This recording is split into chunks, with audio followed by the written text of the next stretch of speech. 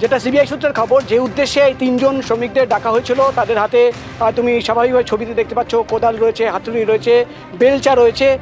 তারা কিন্তু এখন কাজ শুরু করেছে। তারা বাড়ির ডান দিকে যে মাটির জায়গা রয়েছে সেটা কিন্তু খুঁড়ে তার নিচে কিছু রয়েছে কিনা সেটা দেখার চেষ্টা করছেন। আমি ক্যামেরাম্যান সোনাইকে বলবো সামনের দিকে আসতে, তোমাকে এক্সক্লুসিভ ছবি দেখাবো।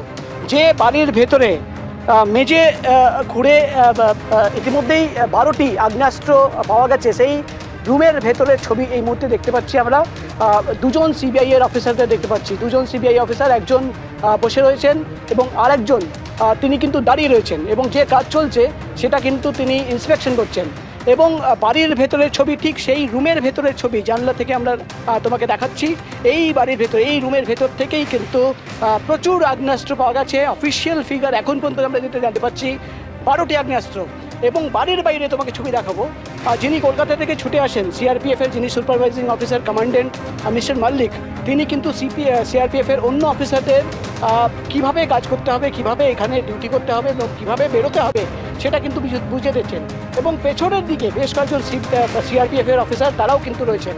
অর্থাৎ একদিকে যেমন এই বাড়ির ভেতরে, রুমের ভেতরে কাজ চলছে, খোদার কাজ চলছে, অন্যদিকে কিন্তু সিআরপিএফের অফিসাররা তারা কিন্তু বাড়ি ঘিরে রেখেছেন। এবং আমরা দেখলাম কিছুক্ষণ আগেই একজন সিবিআই অফিসার তিনি আসেন, এবং সিআরপিএফের অফিসাররা যেখানে তুমি দেখতে পাচ্ছ একটা কনক্রিটের একটা বক্স স্ল্যাব বানানো রয়েছে, তার ভেতরে কিন্তু তল্লাশি অভিযান চালানো হয়, অর্থাৎ তার ভেতরে কিছু রয়েছে কিনা।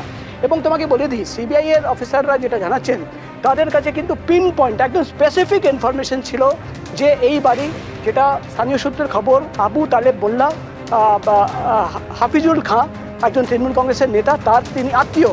এবং বাড়ির উল্টো দিকে যিনি থাকেন প্রতিবেশী, তিনি যেটা জানাচ্ছেন যে 3 দিন আগে নিজের স্ত্রীকে নিয়ে তিনি কিন্তু এই বাড়িতে এসেছিলেন, মাঝে মাঝেই আসতেন। এখানে তিনি থাকতেন না, কিন্তু বাড়িতে মাঝে মাঝেই আসতেন। প্রাথমিকভাবে যেটা সিবিআই আধিকারিকরা ইতিমধ্যেই কিন্তু দাবি করছেন, অর্থাৎ তারা মনে করছেন যে শেখ শাহজাহান, তার বাড়িতে তোমার মনে থাকবে যে ইডি অফিসাররা যেদিন তল্লাশি অভিযান চালিয়েছিলেন সেদিন কিন্তু ইডি অফিসারদের ওপরে হামলা চালানো হয়, এবং তারপর থেকেই কিন্তু একটা বড়সড় প্রশ্ন উঠতে শুরু করেছিল যে তাহলে শাহজাহানের বাড়ির ভেতরে এমন কি ছিল যেটা গোপন করার জন্য, লুকোনোর জন্য ভেতর থেকে তালা বন্ধ এবং সেই তালা খোলা হয়নি, এবং ইডি অফিসারদের উপরে হামলা চালানো হলো।